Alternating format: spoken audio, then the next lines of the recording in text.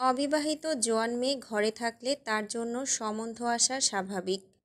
বিয়ের প্রস্তাব আসবেই, তবে একই দিনে একই সাথে একই সময় দুটো পরিবারের আগমন ঘটবে পাত্রপক্ষ হিসেবে, এটা নেহায়েতই মশকরা। এই যে দুটো পরিবার তার চোখের সামনে রয়েছে। মোস্তফা সাহেব সোফায় টান টান হয়ে বসে আছেন উত্তেজনায়। বিবেকহীন হয়ে পড়েছেন তিনি। একমাত্র ছেলেসহ প্রাণপ্রিয় ভাইদের পানে ঘন ঘন তাকাচ্ছেন। চোখে চোখে কথা বলছেন নতুন কপত কপতিদের মতো। সামনের সোফায় স্যুটকোটে অয়ন বসে আছে, গলায় টাই বাঁধা, হালকা খোঁচা খোঁচা দাড়ি, গাল থুতুনি জুড়ে, চুলগুলো পেছনে জেল দিয়ে সেট করে রাখা, নিত্যদিনের মতো কপালে পড়ে নেই। ফর্সা বাম হাতে হাতঘড়ি ঝুলে আছে। লম্বা চওড়া এসে পাশে বসা তার বাবাকেও ছাড়িয়ে গিয়েছে বছরখানেক আগে। আজ আর তাকে বাচ্চা অয়ন লাগছে না, বরং গম্ভীর এবং গোপনীয়তা বুক পকেটে লুকিয়ে রাখে তেমন পুরুষ মানুষ লাগছে। অয়নের পাশে বসা সৈকত সাহেব মোড়ামুড়ি করছেন। স্ত্রী তার সামনেই দাঁড়িয়ে টিফিন বাক্স হাতে।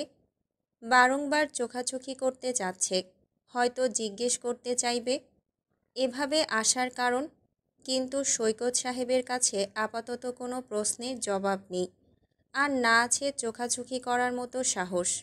ঘরে গিয়ে কি জবাব দেবেন স্ত্রীকে, সেটাও ভাববার বিষয়। ছেলে আর স্ত্রী তো তাকে মধ্যখানে ফেলে গিলে ফেলবে। অপরদিকে মোস্তফা সাহেবের বন্ধু আশরাফুল সাহেব নিরুদ্দেশের সাগরে বহমান। তিনি পরম যত্নে হেসে চলেছেন।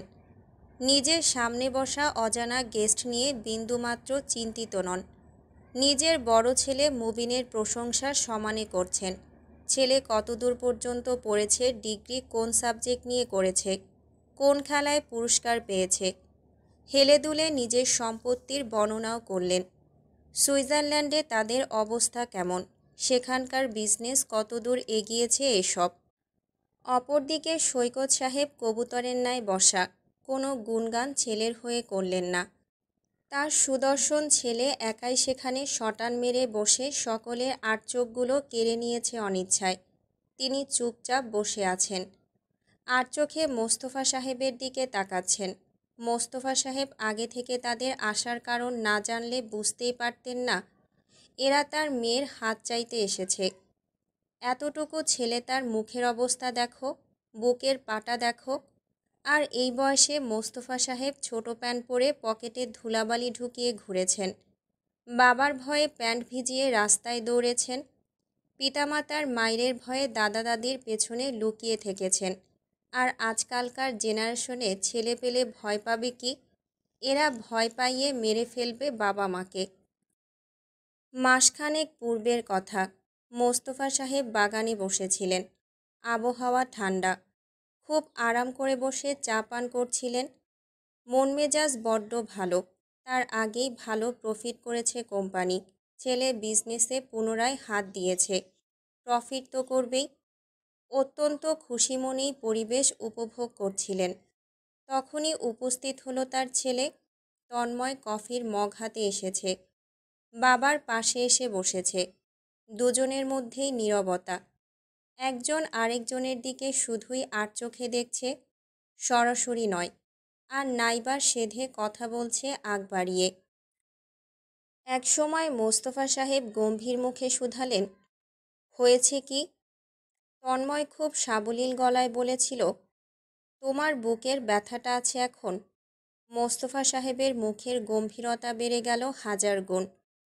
তৎক্ষণাৎ বুঝে ফেললেন ছেলে তার বুকের ব্যথাটা নির্ঘাত বাড়াতে এসেছে। মৃদু ভয়ে তিনি আর প্রশ্ন করলেন না। নিঃশব্দে অতিবাহিত করলেন কিছু সময়। তন্ময় জবাব না পেয়ে আর কথা বাড়াচ্ছে না, চুপচাপ কফিতে চুমুক বসাচ্ছে। অধৈর্য মোস্তফা সাহেব একসময় তাচ্ছিল্যের সুরে বলে উঠলেন, বুকে ব্যথা ট্যাথা নেই, বুড়ো এখনও হইনি, এখনও তরতাজা মজবুত আছি। এসব 2 টাকার কথা আমার বুকের ব্যথা বাড়ানোর ক্ষমতা রাখে না। পরপরই তন্ময় স্বাভাবিক স্বরে বলে উঠেছিল, সাবিহা একটা ছেলেকে ভালোবাসে। ছেলেটা ওর বয়সে ছোট হয়। বছরখানেকের প্রেম ওদের, সম্পর্ক গভীর। ছেলেটা পাশের বাড়ির অয়ন। নিস্তব্ধতা চারপাশে, টু শব্দ শোনা গেল না। মোস্তফা সাহেব স্তব্ধ, বিমূঢ়, চাহনি শূন্যে পরিণত হয়েছে। অস্পষ্ট স্বরে বললেন, কি? অবাস্তবিক অমানবিক ছেলে পুনরায় কথাগুলো বলে দিল নির্বিকার ভঙ্গিতে। মোস্তফা সাহেব শক্ত করে বুকটা ধরে রেখেছেন। একটা মাত্র ছেলে প্রেমে পড়েছে বলে তার দুনিয়া উথাল পাথাল হয়ে গেল। এখন মেয়েটা কি তার ছোট্ট জীবনে ঝড় তুলবে? মুবিনকে অয়ন ঘুরিয়ে ফিরিয়ে দেখল ঠিক বলা যায় না। চোখ রাঙিয়ে দেখা বলা হয় যাকে। মাথা থেকে পা অবধি দেখেছে। ঠিক কোথায় সাহস সঞ্চয় করে তার রমণীকে বিয়ে করতে এসেছে সেটাই মূলত দেখতে চাচ্ছে। অয়নের এমন চোখ রাঙানো অনেকক্ষণ যাবৎ দেখেও না দেখার ভান করে যাচ্ছে মুবিন, কিন্তু আপাতত আর পারছে না। সেও তাকালো। তার থেকেও লম্বা চওড়া এবং বয়সে ছোট ছেলেটাকে দেখে নিল। মুবিন উচ্চতা নিয়ে বড্ড ডিপ্রেশনে থাকে। নিজের থেকে লম্বা চওড়া পুরুষ সামনে দাঁড়ালে তার ইগোতে লাগে। আজ লাগতে লাগতে ঝালাপালা হয়ে যাচ্ছে। এই পরিবারের সব পুরুষই লম্বা চওড়া। এতটা লম্বা হবার কারণ কি? কি খায় এরা? ড্রয়িং রুমে থমথমে পরিবেশ। এতক্ষণ যাবৎ একতরফা কথা বলেছেন আশরাফুল সাহেব। এক পর্যায়ে তার কথা ফুরিয়ে গেল। তিনিই থামলেন। কিছু একটা গণ্ডগোল হয়েছে সেটার আঁচ করতে পারলেন। ওহি সাহেব কথা এগোনোর সুরে নতুনভাবে আলাপ আলোচনা শুরু করলেন। পরিস্থিতি কিছুটা নিয়ন্ত্রণে এলো। আশরাফুল সাহেব বিনয়ী সুরে বললেন, কই সাবিহা, দেখি একটু ওকে। কত ছোট দেখে গিয়েছিলাম। অয়নের মুখশ্রী আরও গম্ভীর হলো। সে হাতের কনুই দ্বারা বাবাকে গুঁতো দিল। চোখের ইশারায় কথা বলতে বলল। সৈকত সাহেব হালকা কাশলেন, তবে এমত অবস্থায় কথা বাড়ানোর মতো বিবেক পেলেন না। ছেলেটাকে কত করে বোঝালেন পাত্রপক্ষ সাবিহাকে দেখে যাক, তারপর না হয় তারা গিয়ে প্রস্তাব রাখবে। দেখে গেলেই তো আর বিয়ে হয়ে যাচ্ছে না। কিন্তু কে শোনে কার কথা? ছেলের মতে সাবিহাকে সেই পাত্রপক্ষ হিসেবে দেখবে, অন্য কেউ নয়। অবশ্য সৈকত সাহেব রাজি হননি প্রথমে। ছেলের থেকে ছেলের বউয়ের বয়স বেশি, ব্যাপারটা ঠিক তার মানাচ্ছে না। একটুখানি ছেলে তার, এতটুকু ছেলে এখনই বিয়ে করবে, আবার মেয়ে বয়সে বড়, এটা কোনো মা বাবা মেনে নেবে? কিন্তু তিনি মানতে বাধ্য হলেন। প্রথমে ছেলে লোভ দেখালো। এই যে অয়ন তার বিজনেস সামলানোর দায়িত্ব নেবে বলল, শেয়ারের প্রফিট দিয়ে নতুন প্রজেক্ট শুরু করার ওয়াদা করল। চিটাগাং আধা বিল্ডিংয়ের কাজে হাত দেবার প্রতিশ্রুতিও দিয়েছে। এসব বড়সড় লোভে পড়ে তিনি নড়ে চড়ে গিয়েছিলেন কিছুটা, তবুও মানেননি। পরক্ষণেই ছেলে নিজের অনুভূতি প্রকাশ করল। সৈকত সাহেব ছেলের একতরফা প্রেমের কাহিনী শুনে বড় কষ্ট অনুভব করলেন এবং ভাবলেন বয়স একটা সংখ্যা মাত্র।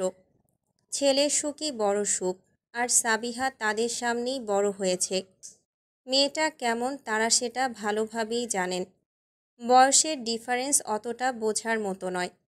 কিন্তু এখন সমস্যা অন্য জায়গায়।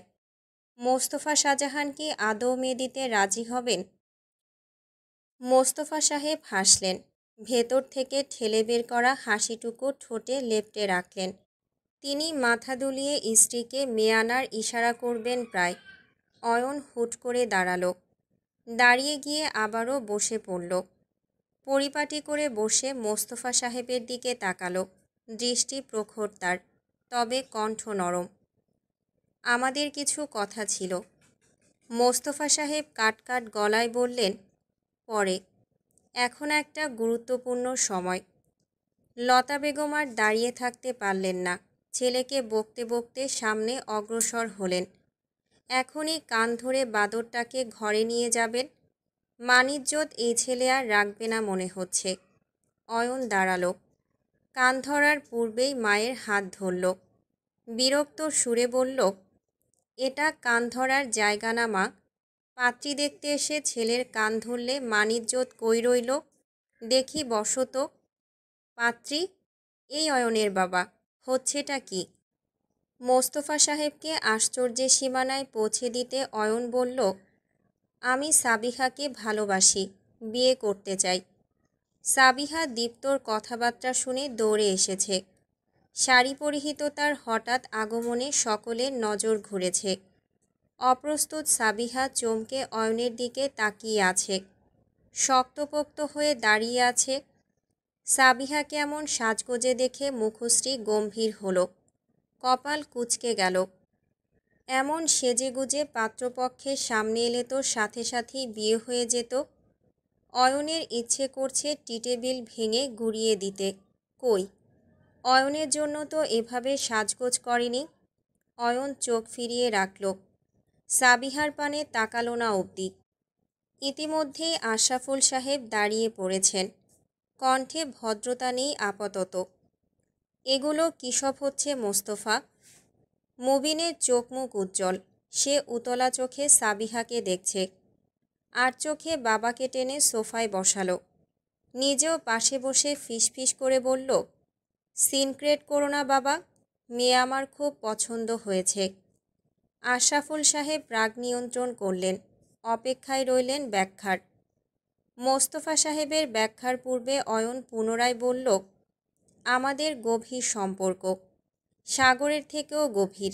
এই সম্পর্কে বিয়ে মাস্ট, না হলে পাপ লাগবে। স্তব্ধ আশরাফুল সাহেব দাঁড়িয়ে পড়লেন। ছিছি করতে করতে বেরিয়ে গেলেন। বাধ্যতামূলক ছেলে স্ত্রীকে টেনে নিয়ে যাচ্ছেন। যাওয়ার পূর্বে মোস্তফা সাহেবকে কথা শোনাতে ভুললেন না। সৈকত সাহেব ছেলের সামনে দাঁড়ালেন। তার এই ছেলেটা এখন নিশ্চিত মার খাবে। ভয়ে তিনি ছেলের সামনে দাঁড়ালেন। নিজে ছেলেকে একটা চড় দেন না। সেই ছেলেকে চোখের সামনে অন্য কেউ মারলে তিনি সহ্য করতে পারবেন না, একদম নয়। তিনি ছেলের হয়ে মাপ চাইলেন, বিয়ের প্রস্তাব রাখলেন। দুজনের প্রেমের বিষয়টি খোলাখুলি বললেন। ওহি সাহেব বোঝার সুরে বললেন, ভাইয়ের মন মেজাজ খারাপ, আমরা একদিন ডেট ফিক্সড করে কথা বলবো। সৈকত সাহেব রাজি হলেন। অয়ন হুড়মুড়িয়ে বেরিয়ে গেল। লতা বেগম ছেলের পিছু ছুটলেন। যতক্ষণ না ছেলের কান টেনে লাল করবেন তার শান্তি নেই। সৈকত সাহেব যাবার আগে আরেকবার মাফ চাইলেন। তারা যেতেই মোস্তফা সাহেব দ্রুত পায়ে নিজের রুমে চলে গেলেন। পেছনে জবেদা বেগম ছুটলেন। সাবিহা সিঁড়ির মাথায় বসে পড়েছে। অঝরে কান্না করছে। অরু রুবি তাকে দুই পাশ হতে ধরে রেখেছে। বিদ্যুৎ চমকাচ্ছে। বজ্রপাত তুমুল। বাতাস ছেড়েছে হয়তো। বৃষ্টির শব্দ শোনা যাচ্ছে বেলকনি থেকে। ঘড়ির কাঁটা ঘুরছে 2:45-এ। শাহজাহান বাড়ি নিস্তব্ধতায় ঘেরা। ঘণ্টাখানিক আগেই সকলে ঘুমোতে গিয়েছে। সকলেই গভীর ঘুমে আচ্ছন্ন হয়তো। অরু বিছানায় গড়াগড়ি করছে। পরপর উঠে বসল। বিছানা ছেড়ে দরজা খুলে বেরোলো। তার ঘুম না আসার মূল কারণ রসমালাই। রসমালাই খাওয়ার জন্য হৃদয় ব্যাকুল হয়ে আছে। যেহেতু পরিস্থিতি কিছুটা মিটমাট হয়েছে, এখন রসমালাই খাওয়াই যায়। বিড়াল ছানার মতো অন্ধকারে হাতড়ে এসেছে পাকঘরে। ফ্রিজ খুলেছে, কিন্তু রসমালাই নেই। শেষ। অরু ফ্রিজ উলটপালট করে রসমালাই খুঁজল। কোথাও নেই। আশ্চর্য, সে তো সন্ধ্যায় দেখল ফ্রিজ ভর্তি রসমালাই। কষ্টে অরুর চোখ ভিজে ওঠার জোগাড়। সবাই জানে তার রসমালাই পছন্দ, অথচ কেউ তার জন্য একটা পিসও রাখল না। দুঃখে কষ্টে ফ্রিজ আটকে ঘুরতেই মুখ চেপে ধরল। এখনই চিৎকার করতে যাচ্ছিল। তন্ময় সামনে দাঁড়িয়ে আছে। ঘুমন্ত মুখমণ্ডল, ছোট ছোট চোখজোড়া লাল ঘুমের অভাবে। উস্কো খুস্কো চুলের অবস্থা। তার হাতে খালি পানির বোতল। সে ফ্রিজ থেকে ঠান্ডা পানির বোতল নিতে এসেছে নিশ্চয়ই। অরু বুকে থুতু ছিটিয়ে শ্বাস ফেলল। ফ্রিজের সামনে থেকে সরে দাঁড়ালো। তন্ময় অরুকে ভালোভাবে দেখে নিল। ভোঁতা মুখ দেখে জিজ্ঞেস করল, কি হয়েছে? তন্ময়ের কণ্ঠ ভাঙা এবং গভীর। তার ঘুমন্ত স্বর এই নিস্তব্ধ আধারে কাটা ঘায়ে নুনের ছিটার মতো। অরু হাঁসফাঁস করে সরে উঠল। ইনিয়ে বিনিয়ে বলল, কিছু না। খিদে পেয়েছে? ওরও বিড়বিড় করে ভেঙালো, খিদে পেয়েছে? আহা, খিদে পেলে যেন রান্না করে খাওয়াবে। তন্ময় প্রশ্ন করল, কি খেতে ইচ্ছে করছে? ওরও পাপড়ি ঝাপটালো, খুব মিনমিন করে অভিমানী সুরে বলল, রসমালাই। তন্ময় ফুল হাতাখানা কনুই পর্যন্ত তুলে রান্নাঘরের বাতি জ্বালালো। শব্দহীন ভঙ্গিতে সেলফোন বের করে ইউটিউবে ঢুকলো। রসমালাই বানানোর রেসিপি ফলো করে একটা ভিডিও ছেড়েছে। উপকরণগুলো নোট করে নিয়েছে, সেগুলো খুঁজে সামনে রাখছে। দুধ বের করে বসিয়ে দিল চুলায়। ওরও বিস্ময়ের চূড়ান্তে। সে মোটো এমন রিয়াকশন তন্ময় থেকে আশা করেনি। অবিশ্বাস্য চোখে তাকিয়ে আছে। ভীতিকর কদমে তন্ময়ের পাশে এসে দাঁড়ালো। কম্পিত গলায় জিজ্ঞেস করল, কি করছেন? রসমালাই বানাবো। আপনি রসমালাই বানাতে জানেন? না। রেসিপি ফলো করব? দরকার নেই, চলুন। তন্ময় শুনল না। আনাড়ি হাতে রান্নাঘরে ব্যস্ত হয়ে পড়েছে। ওরও নিজ মনে তাকিয়ে রইল। তন্ময়ের হাতের আঙুলগুলো লম্বা, নিমিষেই সব কিছু আঙুলের ফাঁকে নিয়ে ফেলছে। শক্তপোক্ত গম্ভীর মুখশ্রী তার, যেন পৃথিবীর কোনো কিছুর ধার সে ধারে না।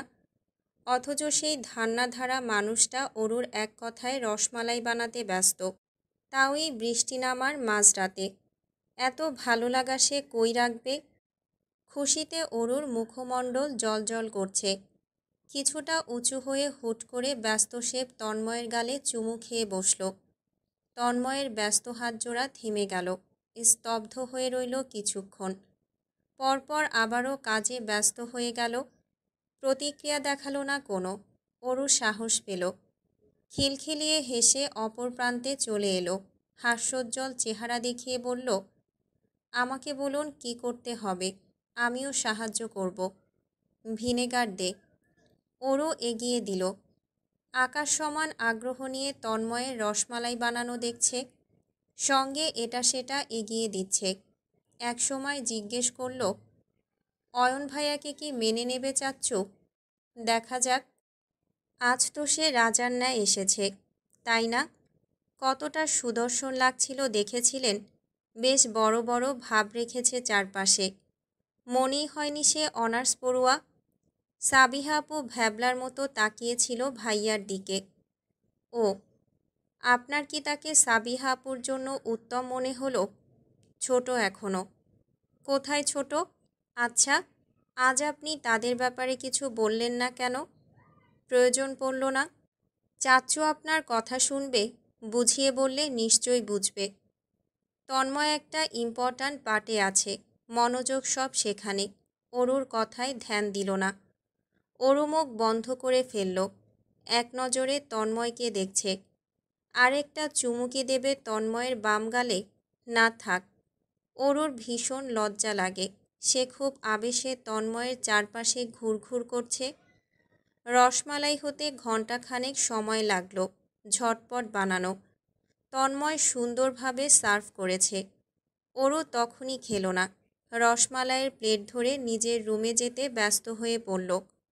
তন্ময়কে ভুলে গেল। এখনও বৃষ্টি হচ্ছে, প্রবল বৃষ্টি। বেলকনির সামনে দাঁড়ালো রসমালাইয়ের প্লেট সহ। একটা ছবি তুলল। তারপর গপ করে একটা মুখে পুরে ফেলল। মন প্রাণ জুড়িয়ে গেল। মজাদার। প্রথম ট্রায়ালে এতটা দুর্দান্ত বানাবে ওরু ভাবতেই পারিনি। চারপাশটা মুখে দিয়ে ঘুরে তাকালো। তন্ময় এসেছে। ওরু কিছুটা অবাক হলো বটে। সচরাচর তন্ময় তার রুমে আসে না। হাতে গোনা কয়েকবার এসেছে। ওরু পুনরায় খাওয়ায় মনোযোগী হলো। খেতে নিয়ে বৃষ্টি দেখছে। তন্ময় পাশে এসে দাঁড়িয়েছে। সম্পূর্ণ প্লেট খালি করে তবেই ওরু তন্ময়ের অস্তিত্ব খেয়াল করল। আর চোখে তন্ময়কে দেখে নিয়ে বৃষ্টির দিকে তাকালো। বুকটা ধক করে উঠল হুট করে। অদ্ভুত অনুভূতি অনুভব করছে সে। বৃষ্টির সেই রাতের অনুভূতিটাকে পুনরায় জেঁকে ধরেছে। ওরু থরথর করে কেঁপে উঠল। সে তো এখন বৃষ্টিকেই ভয় পাচ্ছে। তন্ময়কে ঝুঁকতে দেখে ওরু চোখ জোড়া খিচে বন্ধ করে ফেলল। তন্ময়ের কণ্ঠস্বর অস্পষ্ট গভীর। বৃষ্টি হচ্ছে অরু, আজ ইলেকট্রিসিটি গেলে মন্দ হয় না, তাই না? থাই গ্লাসের মধ্যে সরু লাইনে বৃষ্টির রেখা বইছে, সেখানে ছোপ ছোপ বৃষ্টির ছাপ স্পষ্ট। গভীর রাতে অস্পষ্ট বৃষ্টির মধুর শব্দ কানে ভেসে আসছে। বাতাস বইছে তুমুল, বাতাস উড়াতে ব্যস্ত পর্দা, সাদা পর্দাদের এলোমেলো খেলা চলেছে যেন। অরুর হাতের বাটি ফাঁকা, রসমালাই সে খেয়ে ফেলেছে আধ ঘন্টা হলো। আরও খেতে ইচ্ছে করছে, কিন্তু নেই তো। তন্ময় হাতে গোনা কিছু বানিয়েছে, সবই একা খেয়ে নিয়েছে। কিঞ্চিত লজ্জা নিয়ে পেছনে আর চোখে তাকালো। তন্ময় এখনও তার পিঠ ছুঁই ছুঁই হয়ে দাঁড়িয়ে আছে, এক মনে বাইরে দৃষ্টি নিবদ্ধ করে রেখেছে। কি এমন ভাবছে মানুষটা? অরু খালি বাটি নাড়িয়ে বলল, আপনাকে সাধতে ভুলে গেলাম তো, একাই খেয়ে নিয়েছি। তন্ময় একইভাবে তাকিয়ে থেকে প্রশ্ন করল, ভালো লেগেছে? ভীষণ। পেট ভরেছে? অরুর চোখ মুখে না ফুটে উঠল। মুখ ফুটে সে বলতেই নিচ্ছিল, পূর্বেই শব্দ করে ঢেকুর তুলে ফেলল। ঢেকুর তুলে হাঁসফাঁস করে সরে গেল। এদিক সেদিক লুকাতে চাইল। থমথমে নিঃশব্দ পরিবেশে শব্দময় হাসি শোনা গেল, গম্ভীর গভীর হাসির স্বর। তন্ময়ের হাসির শব্দে অরু ভীষণ লজ্জায় পড়ল, হতবম্ব হয়ে গেল। ঢেকুর আসার আর সময় পেল না, একটু পরে আসতো। তন্ময় গেলে না হয় আসতো, তখন হাজারবার আসলেও তো কোনো ক্ষতি ছিল না। ভোঁতা মুখ নিয়ে অরু তন্ময়ের হাসি দেখার সাহস পেল না। অন্যদিকে খুব ব্যস্ত পায়ে তন্ময় দরজার দিকে অগ্রসর হলো। অরু ভেবে নিল তন্ময় এবার চলে যাবে। রাত তো আর কম হলো না। ঘণ্টাখানিক ধরে বারান্দার দরজার সামনে দাঁড়িয়ে বৃষ্টি দেখছে। অরুর এবার ঘুম ধরেছে, চোখ জোড়া বুজে আসতে চাইছে, পা জোড়াও ব্যথায় ঝিম মেরে গেছে। আর এমনি তো বৃষ্টির দিনগুলো তার বড্ড প্রিয় কিনা। এদিনে ঘুমোতে আরাম লাগে, পেট ভর্তি থাকলে তো কথাই নেই। দরজা বন্ধ হবার শব্দে চমকে ঘুরে তাকালো। তন্ময় দরজা বন্ধ করেছে। অরু স্তব্ধ এবং বিমূঢ়। কপালের মধ্যস্থান কুঁচকে গেল রীতিমতো। ধীরগতি অনুসরণ করে তন্ময় ফিরে আসলো। বৃষ্টি তখনও প্রখর। তন্ময় হাতঘড়ি খুলছে, খুলে টেবিলের পাশে রাখল। ভার ছেড়ে দিয়ে বিছানায় বসল। অরু এতটাই তাজ্জব বনে গেল যে প্রশ্ন করতে ভুলে গিয়েছে। তন্ময়কে দেখে মনে হচ্ছে সে এখানেই শোবার প্রিপারেশন নিচ্ছে। অরু অবাকের চূড়ান্তে। মোস্তফা সাহেব বারংবার বলেছে সেপারেট থাকতে, পাশাপাশি রুমের বিচ্ছেদ পর্যন্ত ঘটিয়েছে। ভয়ে অরুর গলা শুকিয়ে গেল। তন্ময় যদি এই রুমে ঘুমায় এবং সেটা মোস্তফা সাহেবের কানে যায় তাহলে তোলপাড় হবে। আর সেই বা কীভাবে বেরোবে? দরজা তো বন্ধ। অরু ভয়ার্ত গলায় বলল, আমি কিন্তু সাবিহাপুর রুমে যেতে পারবো না, বড় চাচ্চু খুব রেগে যাবে। তন্ময় চুলগুলো কপাল থেকে উঠিয়ে বলল, এদিকে আয়। হুম, কোথাও যাবি না, এখানেই ঘুমাবি। তাহলে আপনি? আমিও। অরু আশ্চর্যের শেষ প্রান্তে। তন্ময় উঠে দাঁড়ালো, কয়েক পায়ের ধাপে এসে অরুর হাত চেপে ধরল, টেনে বিছানায় বসিয়ে দিল। সে অন্য পাশে গিয়ে লাইটস অফ করার সুইচ টিপে দিল। আধারে তলিয়ে গেল সব। ঘুটঘুটে অন্ধকার। তন্ময় বিছানায় টান টান হয়ে শুয়ে পড়েছে। অরুকে যেভাবে বসিয়েছে সে সেভাবেই বসা, নড়চড় না দেখে পরপরই হালকা টেনে শুইয়ে দিল। অরু চাপা স্বরে চিৎকার করে উঠল। ভয়ে সে গুটিয়ে গিয়েছে, বুকের ভেতর তোলপাড় শুরু হয়েছে। তন্ময় তাকে পেছন থেকে জড়িয়ে নিয়েছে। মুখটা অরুর রেশমি চুলে গুজে দিয়ে দিব্যি শান্ত হয়ে গিয়েছে। কোনো নড়চড় সারা শব্দ পাওয়া গেল না তার থেকে। তবুও অরুর সর্বাঙ্গ জুড়ে শিহরণ বয়ে চলেছে, ক্ষণে ক্ষণে কেঁপে উঠছে হৃদয়। পেটে স্পষ্ট তন্ময়ের হাতের স্পর্শ অনুভব করছে। অনুভব করছে নিঃশ্বাসের মেলা। কম্পিত গলায় কিছু বলতে চাওয়া অরু বেশ কিছুক্ষণ থমকে রইল। মস্তিষ্ক সম্পূর্ণ ফাঁকা তার, ঠিক কী বলবে বুঝতে পারছে না। শুনতে পেল তন্ময়ের গলা। এভাবে শক্ত হয়ে আছিস কেন? শরীর ছাড়। আপনি নিজে রুমে যাচ্ছেন না কেন? ঘুরে তাকা। না, একদম না। আপনি জবাব দিন, কেউ দেখলে কি ভাববে? বড় চাচ্চু তো খুব রাখবেন। আমি দেখে নেব। ওরও ভেঙাতে চাইল, তবে পেটে থাকা হাতের স্পর্শ গভীর হতেই কথাটা গলায় আটকে গেল। থরথর করে কেঁপে উঠতে চাইল বিছানা থেকে। সেই সময় তন্ময় তাকে পাজা কোলে তুলে ঘুরিয়ে নিয়েছে মুখোমুখিভাবে। ওরও চোখজোড়া জাপটে বন্ধ করে রেখেছে। তন্ময় তার বন্ধ চোখের পাতায় চুমু খেয়ে বসল। ওরও মুচড়ে উঠল সাপের মতো। তন্ময় ঘুম জড়ানো কণ্ঠে বলল, ঘুমাতে দে, নড়চড় করবি না। নিজের রুমে যান তাহলে, আমি নড়চড় করবই। আমার যা করতে ইচ্ছে হচ্ছে করে ফেলি। অরুণ নড়ানড়ি থেমে গেল আচমকাই।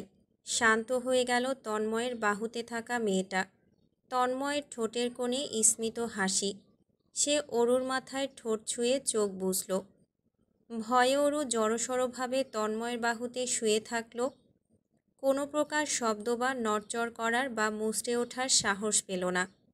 সময় অতিবাহিত হচ্ছে অথচ অরুর ঘুম আসছে না। অপরদিকে তন্ময় গভীর ঘুমে আচ্ছন্ন। ওরও এক ধ্যানে তাকিয়ে রয়েছে তন্ময়ের ঘুমন্ত মুখশ্রীর পানে। খুব আলগোছে হাত বাড়িয়ে ছুঁয়ে দিল উঁচু নাকটা, পরপর গাল। আদুরেভাবে তন্ময়ের চাপদাড়িতে আঙুল ঘোরালো। কপাল চোখও ছুঁয়ে দিল। শুধু ঠোঁট ছুঁয়ে দিতে পারল না। তার বেশ লজ্জা লাগছে। নজর যেতেই লজ্জাবোধ চারপাশ থেকে ঘিরে ধরছে। ছুঁয়ে দেওয়া খুব দূরের বিষয়। এক সময় ওরও পরিবারের কথা ভুলে বসল। আরামসে তন্ময়ের বুকে মুখ গুজে ঘুমের দেশে তলিয়ে গেল। ঘুমের ঘোরে আষ্টে পৃষ্ঠে জড়িয়ে ধরল। অস্পষ্ট স্বরে গুঙিয়েছে কয়েকবার। লতা বেগম নিজের কথায় ঠাঁই, তিনি এই বিয়ে মানবেন না। অদ্ভুত, 2-1 মাস বা বছর খানেকের ব্যবধান নয়, 4 বছরের ব্যবধান। এত বড় মেয়ে তিনি কিভাবে নিজের ছেলের জন্য আনবেন? কেমন দেখাবে এটা? লতা বেগম চোখ মুখ বিকৃত করে বসলেন। অয়ন রাগারাগি করে রাতের আধারে বেরিয়ে গিয়েছে। কল করা হয়েছে তাকে, কিন্তু ফোন বন্ধ। লতা বেগম ছেলের জন্য চিন্তিত, তবে তিনি এই বিয়েতে একদম মত দেবেন না। সৈকত সাহেবকেও সমানে ঝেড়েছেন, ইচ্ছে মতো বকেছেন। হন্তদন্ত গলায় লতা বেগম বললেন, মানুষ কি বলবে? আমার ছেলে হাসাহাসির পাত্র হয়ে উঠবে। ছেলেটা নিজের ভালো বোঝে এখনও, কতই বা বয়স ওর। প্রাপ্তবয়স্ক হলে দেখবে এই বিয়ের উপর চরম বিরক্ত হবে। তখন আমার ডিসিশনকেই সম্মতি জানাবে। এসব আবেগ। বছরখানেকের সংসার করেই মন উঠিয়ে ফেলবে। না না, এটা হয় না। সংসার তুমি করবে না, ছেলে করবে। এত ভেবো না তো। আশ্চর্য, ছেলে করবে দেখেই ভাবছি। আমার ছেলের ভালো মন্দ আমি দেখব না? তুমি শান্ত হও। সৈকত সাহেব হুড়মুড়িয়ে উঠে দাঁড়ালেন। বড় বড় পা ফেলে চলে গেলেন। তার নিজেরও মন সায় দিচ্ছে না। মূলত ছেলের কারণেই রাজি হয়েছেন। সংসার ছেলে করবে অবশ্যই তার পছন্দ অনুসারে, তাই তিনি অমত করেননি। অপরদিকে সাবিহা তাদের চেনা জানা, গুণবতী মেয়ে, বয়সে একটু বড় হলেই বা কী, কিন্তু এত সব তার স্ত্রী বুঝবে না। তাকে এখন বোঝানো আর না বোঝানো একই কথা। সৈকত সাহেব ভেবে রেখেছেন তিনি এই বিষয়ে পরে কথা বলবেন। স্ত্রীর মাথা ঠান্ডা হোক। পকেট হাতড়ে সেলফোন বের করলেন। ছেলেকে কল করলেন আবারও। সুইচ অফ বলছে পুনরায়। চিন্তিত হয়ে পড়লেন। গাড়ির চাবি নিয়ে বেরিয়ে পড়লেন। এত রাতে ছেলেটা গেল কই? দেখতে হবে তো। সাবিহার কান্নাকাটি থেমেছে রাত 2:45-এ। এতক্ষণ ধরে সে টানা কেঁদেছে। থেমে থেমে ভাঙা গলায় কেঁদেছে। চোখ মুখ নাক সব লাল করে ফেলেছে। টিস্যু তার চারপাশে ছড়িয়ে ছিটিয়ে। গলা শুকিয়ে কাটকাট হয়ে আছে। এক গ্লাস পানি অবধি গলায় দেয়নি। এবার উঠে এক গ্লাস পানি খেলো। খেয়ে পুনরায় ফ্লোরে বসে পড়ল। অনেকক্ষণ তো কেঁদেছে। কেঁদে কেটে হয়রান হয়ে পড়েছে গলা এবং চোখ জোড়া। এখন তারা বিশ্রাম নিচ্ছে যেন। শত চেষ্টার পরও জল আসছে না চোখ দিয়ে। এরপর থেকে কি হবে? সাবিহার শ্বাস আটকে আসে ভাবতেই। সবাই তো জেনে গেল। সাবিহাকে নিশ্চয়ই খারাপ ভাববে, বাজে কথা বলবে। কেউই মেনে নেবে না তাদের, কেউ না। অয়নও তো দূর হয়ে যাবে। সাবিহার চোখ জোড়া ভরে উঠল পুনরায়। চোখের পাতায় ভেসে এলো অয়নের মায়াবী মুখমণ্ডল, তার হাসি, রাগ, এমনকি মন খারাপের নানান দৃশ্য। নাক টেনে বিছানা হাতড়ে সেলফোন হাতে নিল। অয়নের কোনো কল আসেনি। এত বড় তাণ্ডব করে মাপ পর্যন্ত চাইল না। তার সম্পূর্ণ পৃথিবী উজাড় করে দিয়ে কোনো ধ্যান জ্ঞান নেই ছেলেটার, কোনো চিন্তা ভাবনা নেই। বৃষ্টি থেমেছে। আধারের আকাশ এখন ঝকঝকে পরিষ্কার। চাঁদের দেখা মিলেছে। মেঘেদের এড়িয়ে জলজল করছে। চাঁদটা ঠিক অয়নের মাথার উপরে যেন। তার আঙুলের ফাঁকে জ্বলন্ত একটা সিগারেট। সিগারেটখানা হুটহাট ঠোঁটে ছুঁয়ে চলেছে সে। তার মুখের সামনে ধোঁয়ার মেলা। পরনে টি শার্ট এবং প্যান্ট এখনও ভেজা। চুলগুলো লেপ্টে আছে কপালে। প্রচণ্ড বিরক্ত ভঙ্গিতে সিগারেটে ফুঁক বসাচ্ছে। উসখুস করে কয়েকবার দেয়ালে লাথি বসিয়েছে। অস্পষ্ট স্বরে গালিগালাজ করছে। ঠিক কাকে করছে অজানা। চোয়াল শক্ত করে সেলফোন ছুঁড়ে মেরেছে ঘণ্টাখানেক আগে। সেই ভাঙা ফোন গিয়ে উঠালো। ভেঙে চুরমার হয়ে গিয়েছে। কাজ করছে না, টাচ স্ক্রিন চুরচুর হয়ে আছে। রেগে মেগে আর একটা আছাড় বসালো। শব্দ হলো বিকট। তপ্ত শ্বাস ফেলল। চুলগুলো কপাল থেকে উঠালো। লাফিয়ে সাবিহাদের ছাদে এলো। ছাদের দরজা বন্ধ। না হলে আজ অয়ন সোজা সাবিহার রুমে ঢুকে যেত। অস্থির পায়ে ফিরে যেতে নিচ্ছিল। তখনই পায়ের শব্দ শুনতে পেল। পরপর দরজা খোলার শব্দ। অয়ন ঘুরে তাকালো। সাবিহা এসেছে।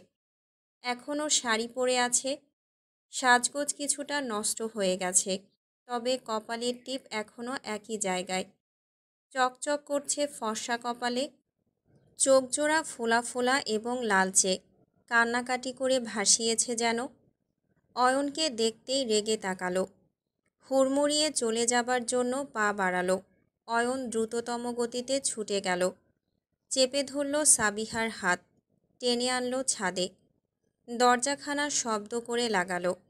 দরজার সঙ্গে সাবিহার পিঠ ঠেকিয়ে তাকে আটকে রাখল। সাবিহা হাঁসফাঁস করছে। নাক ফুঁসছে তার। প্রচণ্ড রাগে থরথর করে কাঁপছে সে। আজ যা হয়েছে সব অয়নের জন্য। সব দোষ অয়নের। সাবিহা মুচড়ে উঠল। দুই হাতের সাহায্যে অয়নকে ঠেলতে চাইল। অয়ন সরল না, ঠায় দাঁড়িয়ে রইল। শক্তপোক্ত গম্ভীর মুখশ্রী নিয়ে তাকিয়ে আছে। এখনই সাবিহাকে চিবিয়ে খেয়ে ফেলবে যেন। সাবিহাও সমান তালে রাগী চোখে তাকিয়ে। অয়ন আচমকাই সাবিহার চোখ ঢেকে ফেলল। মাথা নিয়ে গেল সাবিহার ঘাড়ে। সেখানে তপ্ত শ্বাস ফেলছে। গরম তার এক একটা নেওয়া শ্বাস প্রশ্বাস। খুব গম্ভীর স্বরে বলল, এভাবে তাকাবে না, বুকে লাগে, আমার রাগ উবে যায়। সাবিহা অয়নের হাত সরাতে চাইল। পারল না, বিরক্ত সুরে বলল, দেখি সরো। পরপুরুষের সামনে এভাবে সাজগোজ করে যাবার মানে কি? কই, আমার সামনে তো কখনো এভাবে আসলে না। আসিনি আর আসবও না। আজই আমাদের শেষ দেখা। তুমি আমার সাথে আর কোনো কানেকশন রাখার চেষ্টা করবে না। ছাড়ো, না হলে আমি চেঁচাবো। অয়ন আকাশ থেকে পড়ল। সাবিহার চোখের সামনে থেকে হাত সরালো। সাবিহার দৃঢ় নজরে নিজের ক্ষিপ্ত নজর রাখল। কি বললে? আবার বলো তো। বারবার বলতে পারবো না, সরে দাঁড়াও। মগের মূল্য পেয়েছ? আমি আইসক্রিমের সস্তা বাটি নই যে খেয়ে দিয়ে ফেলে দেবে। ফেলে দিলাম। ভালো হচ্ছে না কিন্তু। দেখি সরো। আরেকবার টেস্ট করে দেখো, মতামত চেঞ্জ হয়ে যেতে পারে। কি অয়ন, এত জোরসে চেঁচায় না, আশপাশের মানুষ উঠে চলে আসবে। সাবিহা দিশেহারা হয়ে অয়নের হাতে কামড় বসালো, শক্ত কামড়। অয়ন সঙ্গে সঙ্গে চোখ বুজে ফেলল, দাঁত খিচিয়ে রাখল। তবুও হাত ছোটানোর চেষ্টা করল না, সাবিহাকে কামড়াতে দিল। অয়নের প্রতিক্রিয়া না পেয়ে সাবিহা আরও বিরক্ত হলো। এক পর্যায়ে হাত থেকে মুখ সরালো, দাঁতের দাগ বসে গেছে স্পষ্ট। রক্ত বেরোবে এমন একটা অবস্থা। অয়নের চোখের কোণ ভেজা। সাবিহার একটু খারাপ লাগলো। পর মুহূর্তেই দোষ অয়নকেই দিল, তাকে ছেড়ে দিলে তো আর কামড় দিত না। জেদ ধরে কামড়াতে দিয়েছে, হাত সরিয়ে নিত, কে না করেছে হাত সরাতে। স্বেচ্ছায় দিয়ে রাখলে তার কি দোষ?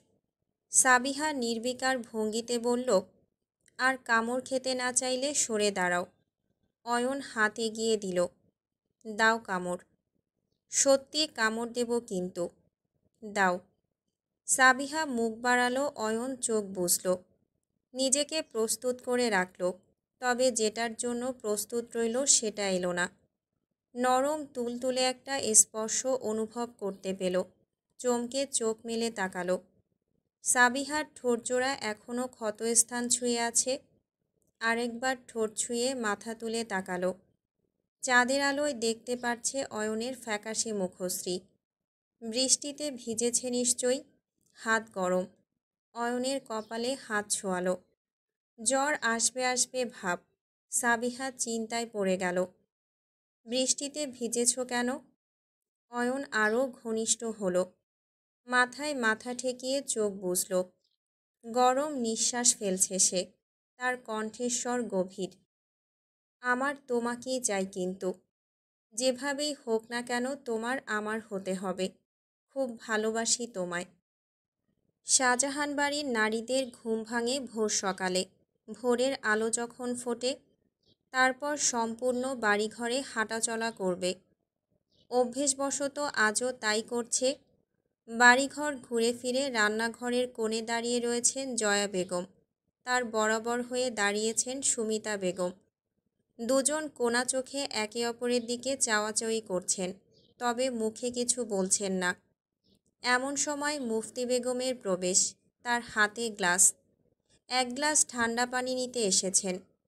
এভাবে জয়া বেগম এবং সুমিতা বেগমকে দাঁড়িয়ে থাকতে দেখে শুধালেন, হয়েছে কি? জয়া বেগম মুখটা কাচুমাচু করলেন। ঠিক কি বলবেন বা কিভাবে বলবেন বুঝতে পারলেন না। মাথাটা দুই দিকে ঘুরিয়ে ফিরিয়ে রান্নাঘরে ঢুকলেন। সুমিতা বেগমও আর চোখে তাকিয়ে চলে গেলেন। বোকার মতো মুফতি বেগম ফ্রিজের দিকে অগ্রসর হলেন।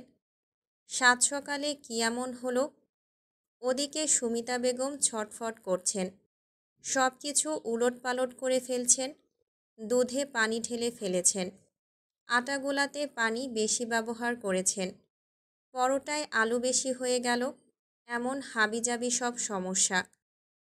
অন্যদিকে জয়া বেগমও রুখে দুঃখে কাজ করছেন। বারংবার ফিরে তাকাচ্ছেন একটা কাঙ্ক্ষিত রুমের দিকে। আরেকবার দৌড়ে ছুটে চেক করছেন মোস্তফা সাহেব উঠেছে নাকি। তড়িঘড়ি করতে গিয়ে হয়রান হয়ে পড়েছেন। কপালে বিন্দু বিন্দু ঘামের চিহ্ন।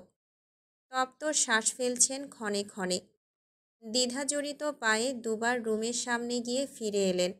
পুনরায় রান্নায় ব্যস্ত হবার বৃথা চেষ্টা করছেন। সুমিতা বেগম ইনিয়ে বিনিয়ে বললেন, ডাকবো? কি জানি, ভাইজান উঠে যাবেন কিছুক্ষণের মধ্যেই। একটা টোকা মেরে আয়। আপনি যান ভাবি। তুই যা সুমিতা। আপনি বড় ভাবি। আপনি যান। আমাকে মানাবে না। তুই ছোট, তুই যা। মুফতি বেগম চোখ মুখ কুঁচকে বললেন, কোথায় যেতে হবে আমাকে বলো, আমি যাব। জলজল করে উঠল জয়া বেগমের চোখ জোড়া। তিনি অরুণ নতুন রুমের দিকে আঙুল দেখিয়ে বললেন, টোকা মেরে আয় তো দুটো। এতটুকু কাজ তোমরা যেমন করছিলে, অদ্ভুত। মুফতি বেগম এগিয়ে গেলেন, ছটফট হাতে করাঘাত করলেন। উচ্চস্বরে ডাকলেন, অরু, এই অরু, উঠে পড় তো, সকাল হয়ে গেছে। পর্দার পেছনে জয়া বেগম আর সুমিতা বেগম দুজন ভীষণ অপ্রস্তুত হয়ে পড়েছিলেন। তবে এখন ঠোঁটে মুচকি হাসি লুকাতে ব্যস্ত, মহাব্যস্ত। অরুর ঘুম ভেঙেছে সূর্যের কিরণে, ঝলমলানো কিরণ। সোজা তার পাশে শুয়ে থাকা তন্ময়ের মুখের উপর পড়ছে, উজ্জ্বলতায় ঘেরা তন্ময়ের মুখশ্রী। অরু মন দিয়ে দেখতে লাগল। একসময় কাত হয়ে উঠে বসল, সূর্য আড়াল করল। তন্ময়ের মুখে পড়তে দিল না। হাত বাড়িয়ে চুলগুলো কপাল থেকে সরিয়ে দিল। ভাবুক নজরে শুধু তন্ময়কেই দেখতে লাগল।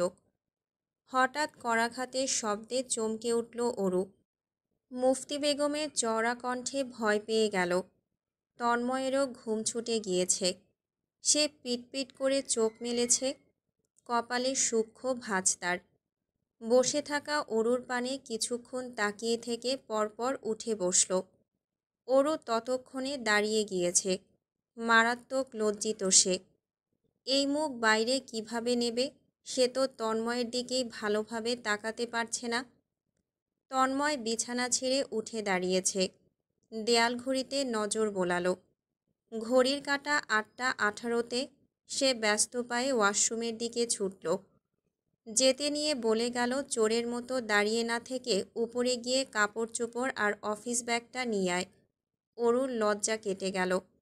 রেগে মেগে অস্থির হয়ে পড়ল তৎক্ষণাৎ। আপনি চোর? দ্রুত আন। অরু গলার স্বর নামিয়ে আরও কয়েকবার চোর চোর বলল। খুব শব্দহীন ভঙ্গিতে দরজা খুলল। তার মধ্যে জড়তা কাজ করছে এক প্রকার। লজ্জায় মাথা কাটা যাচ্ছে। এতক্ষণে নিশ্চয় সবাই জেনে গেছে, হলোও তাই। অরু রুম খুলতেই মুফতি বেগমকে দেখতে পেল। দূরে দাঁড়ানো সুমিতা বেগম এবং জয়া বেগমকেও দেখতে পেল। তারা অপলক দৃষ্টিতে তাকে দেখছে। মুফতি বেগম উঠেছিস বলে হেসে চলে গেলেন। জয়া বেগমও নজর সরিয়ে সাইড কাটলেন। রয়ে গেল সুমিতা বেগম। তিনি ধীর পায়ে অরুর সামনে এলেন, মুখমণ্ডল গম্ভীর করে বললেন, এভাবে বেরিয়েছিস কেন? অরু নিজের দিকে তাকালো। কিভাবে? গোসল সেরে বেরোতে হয়। আমি তো দুপুরে গোসল করি মা। সুমিতা বেগম মহা বিরক্ত হলেন। কপালে হাত চেপে বিড়বিড় করলেন। মেয়েকে চোখ রাঙিয়ে বললেন, একসাথে থাকলে ফরজ গোসল করতে হয়। তুই? তন্ময় বেরিয়ে এসেছে। সে তাওয়াল পেঁচানো। খুব স্বাভাবিক স্বরে বলল, চাচি, গতকাল খুব টায়ার্ড হয়ে পড়েছিলাম, তাই আর উপরে যাইনি, এখানেই ঘুমিয়ে পড়েছিলাম। এত কিছু ভাবার মতো কিছুই হয়নি। সুমিতা চোখ পিটপিট করলেন। ও আচ্ছা বলে চলে যাবার জন্য পা বাড়ালেন। অস্বস্তিকর পরিস্থিতিতে পড়ে গিয়েছেন। তিনি তো ভালো চিন্তা ভাবনা নিয়ে এসেছিলেন। কে জানত যে সে ফাস্ট ফাস্ট সব কিছু ভেবে ফেলেছেন। ওদিকে অরু বোকার মতো দাঁড়িয়ে আছে। আগামাথা না বুঝতে পেরে শুধালো, কি ভাবার মতো কিছু হয়নি? তন্ময় ধমকের সুরে বলল, তোকে কাপড় চোপড় আনতে বললাম, যাচ্ছিলামই তো, এর মধ্যেই তো। পক পক পরে কর, যা দ্রুত। অরু তন্ময়ের আকর্ষণীয় দেহে ভালোভাবে নজর দিতে পারল না। মুখ বেঁকিয়ে তাড়াহুড়ো পায়ে ছুটল উপরে। অবশ্য এক ঝলক দেখেছে। তাতেই লজ্জায় তার মরে যাই অবস্থা।